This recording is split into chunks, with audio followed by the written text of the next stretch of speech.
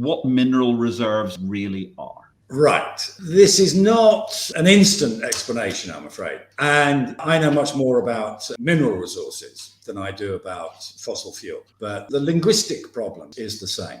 People think that mineral reserves are the amount of minerals we have available to use. This is not true. It is absolutely not true. The number of minerals bears no relationship whatsoever with the amount of something that's out there. There is no rule of thumb. There is no simple multiple. It just has no connection at all. Mineral reserves are what we have prepared for us to use in this immediate future. That's something that's completely and entirely different. And we will, I think, in the second half of this, perhaps, go into a great deal more detail. But really, the people who define what is a mineral reserve are the stock markets. So it's nothing to do with geologists. And I have actually checked through this with the geological surveys and so on, and gone right back to where do we get our numbers on mineral reserves from? And they are absolutely nothing to do with geology whatsoever. They are just not what is available to use. A much, much closer definition would be, here is the working stock in trade of the currently existing mines, which, as you can imagine, is absolutely nothing to do with where we can open new mines in the future.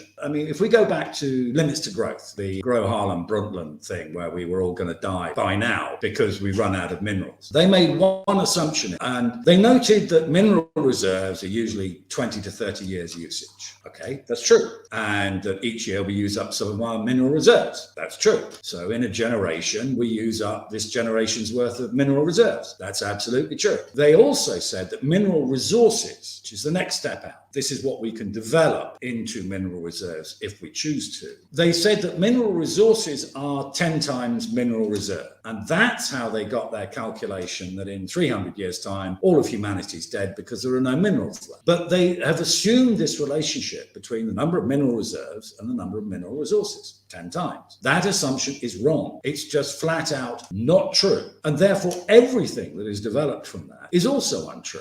And that's where we get all of this nonsense about we're about to run out of minerals from. People just not understanding how big is the lithosphere, how big is the earth, how thick is the crust, how many square miles of it, how many cubic miles do we have of rock to chew through to find useful minerals? Well, it's an awful, awful, awful lot. And we're just not going to run out of anything. We're not, ever. Because there's so much of it around. There we go. That's what the mistake is. We have costs in extracting. Of course we do. But, if we want something badly enough, at the moment we extract gold from rock where there's 1 gram per ton of rock. You make a profit at 1.5 grams, that sort of level. There's almost no element at all that doesn't have a gram per ton of rock. So if we're prepared to pay the price of gold for elements, then we can get as much as we want. The only problem we might have is the price that we pay to gain access to the elements that we want.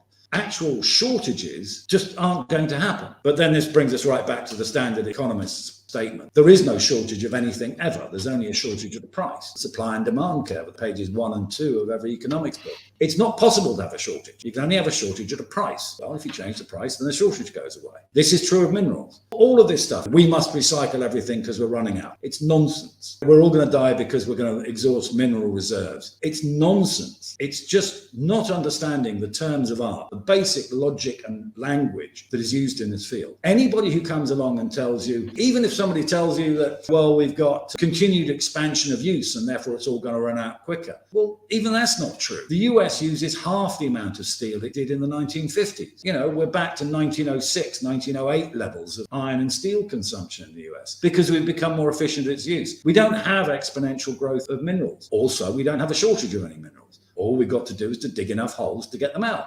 That's it.